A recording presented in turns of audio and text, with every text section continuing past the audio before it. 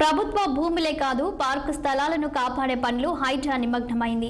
అమీన్పుర municipality పరిధిలోని HMDA అనుమతులిచ్చిన లేఅవుట్లలో పార్కుల కబ్జాపై పలు ఫిర్యాదులు అందడంతో సర్వేకు హైడ్రా కమిషనర్ రంగనాథ్ ఆదేశించారు. ఈ క్రమంలోనే అమీన్పుర మున్సిపాలిటీ పరిధిలోని సర్వే నెంబర్ 152, 153లో హుడా అనుమతి పొందిన వెంకటరమణ కాలనీలో పార్కుల స్థలాల కబ్జాపై వచ్చిన ఫిర్యాదులను పరిశీలించి సర్వే నిర్వహించింది.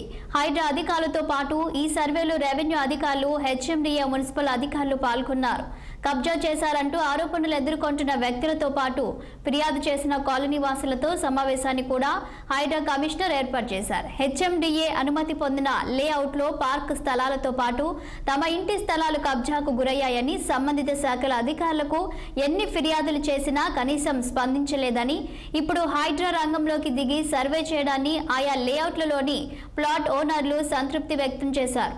ప్రభుత్వ స్థలాల్లో ఆక్రమణలను తొలగించే క్రమంలో ఇటీవల అమీన్పుర ప్రాంతంలో కూల్చివేతలు చేపట్టిన విషయం విదితమే.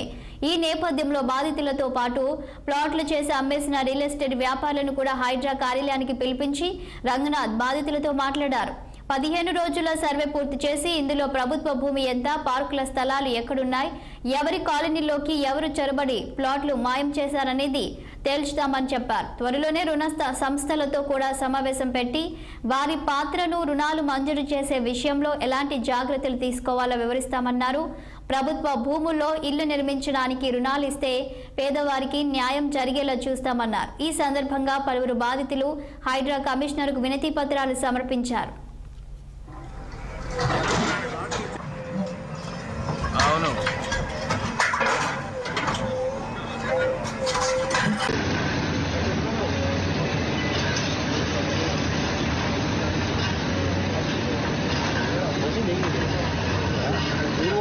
सिमेंट रोड वायर रोड है